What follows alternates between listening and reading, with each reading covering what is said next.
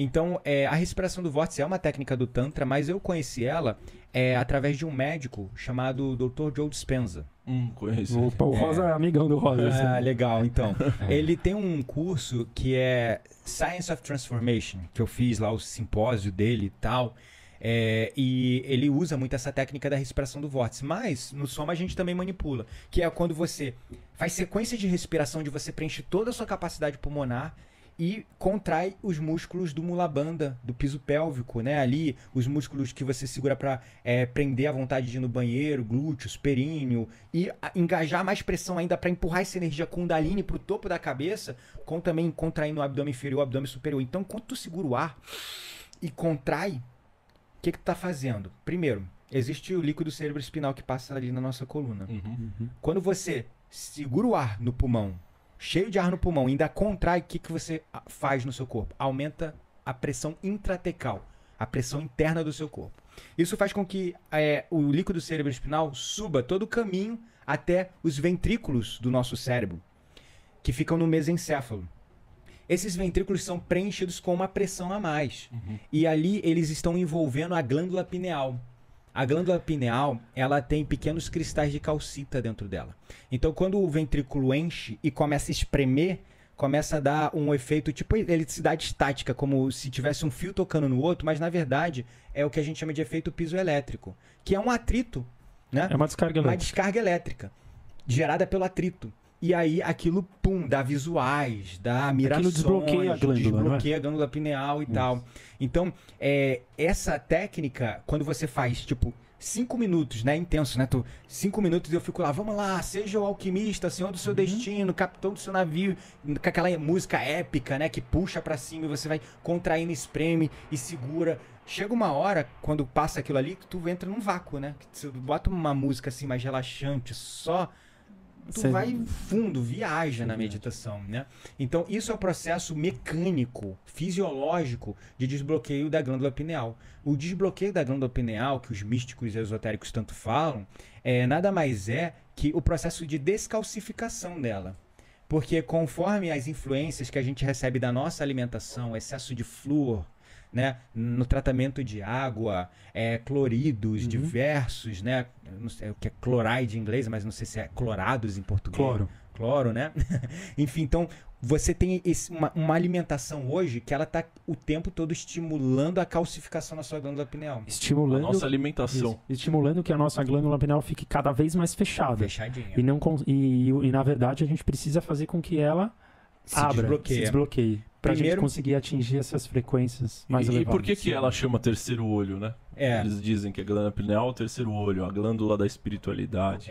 Porque quando você desbloqueia ela, você começa a acessar o mundo invisível, digamos assim. Mas sem querer entrar muito no místico, falando ainda um pouco no mundo científico, quando quiser a gente vai pro místico e começa a viajar, se vocês quiserem, mas assim... Sim. Vamos chegar lá. Vamos chegar lá. Mas olhando ainda em termos materializados aqui, aterrados, qual é o sentido do despertar? Todo mundo fala de despertar da consciência. O que é o despertar da consciência, né?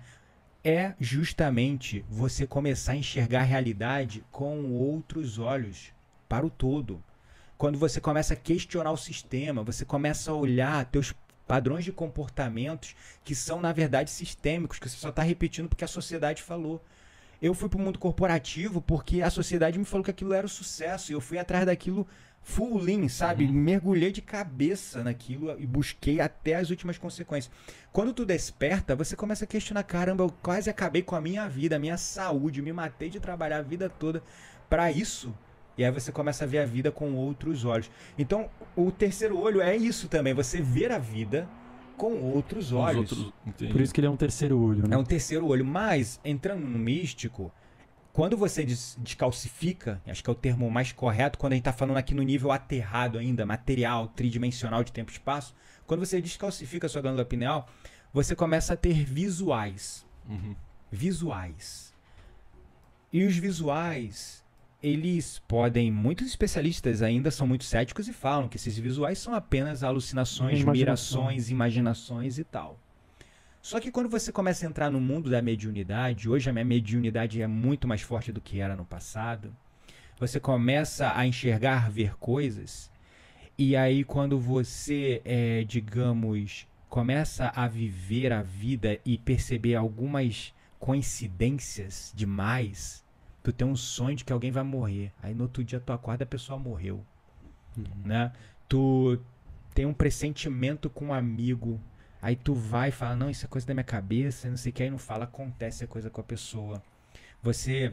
Essa sincronicidade. Essas coisas. E eu tô exemplificando coisas assim na nível da vidência, né? Mas como terapeuta, eu vejo todo dia. Eu tô lá atendendo a pessoa, eu tô ali conectado, aterrado, e do nada, antes da pessoa falar, o pensamento dela já tá aqui no meu cérebro.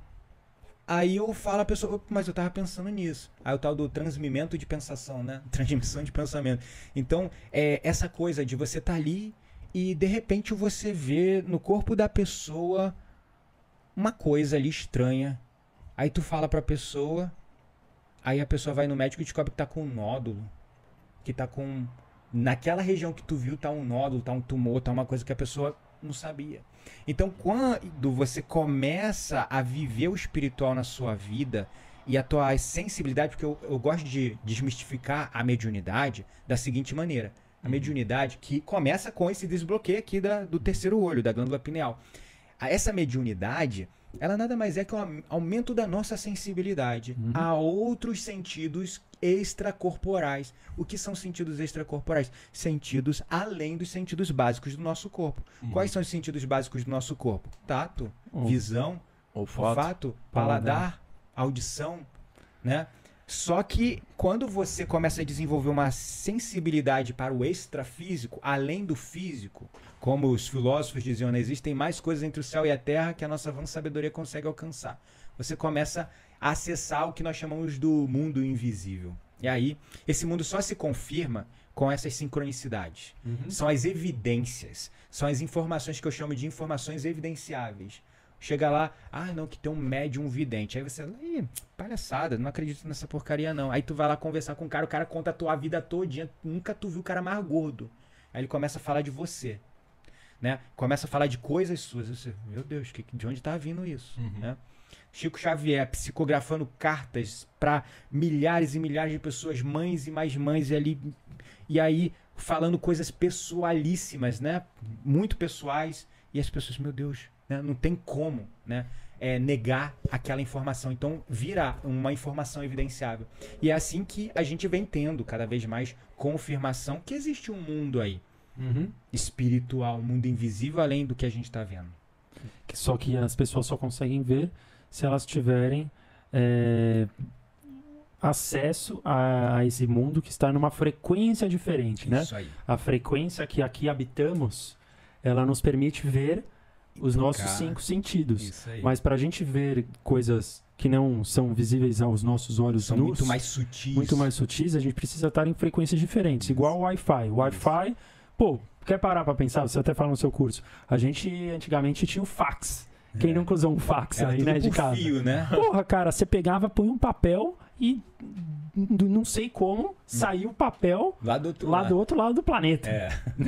Muito louco, né? Então, assim, isso é uma frequência. Igual o Wi-Fi, as ondas sonoras e afins. E eles estão presentes e a gente não enxerga, né? Exatamente. Tanto que duendes, né? Obviamente, entrando numa pegada muito mais profunda, que não é nem aí a gente vai dar sequência, mas um duende, né? O pessoal fala, eles existem. Mas eles estão em frequências de um cara diferentes. que falou lá nos Estados Unidos que tirou foto de fadas, né? Saiu um vídeo e eu vi assim, eu já fiz cursos de xamanismo que a gente se conecta com os elementais da natureza, né? Com esse mundo sutil da natureza. Existe uma inteligência na natureza. A natureza, ela é um ser vivo, pulsante. E quando você se conecta com esse nível sutil, você percebe que ela está respirando. E uma planta está se comunicando com a outra. E uma árvore está em contato com a outra.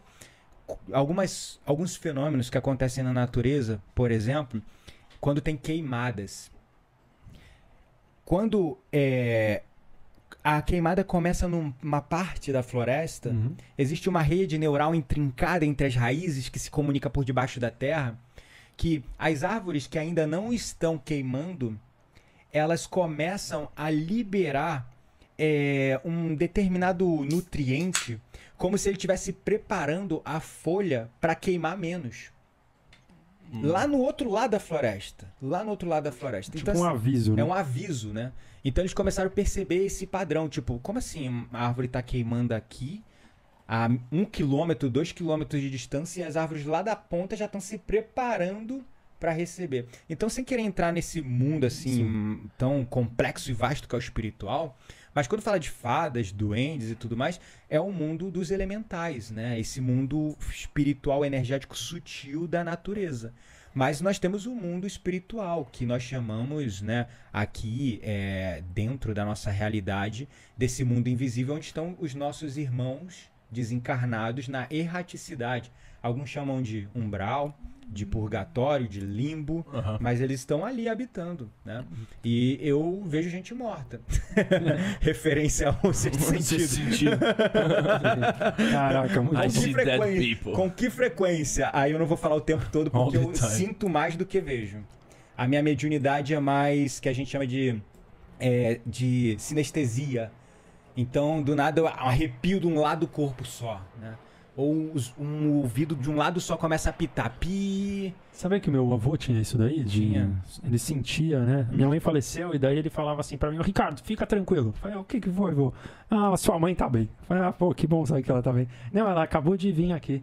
Antes de você chegar, faz meia hora que ela tava aqui. Ele sentia tipo uma onda que subia do pé até os ombros, ficava um pouco e ia embora. É isso aí. Ele sentia que era ela. Me arrepiei, cara. Mas agora é arrepiar mesmo por causa da história. Não tem nenhum espírito aqui.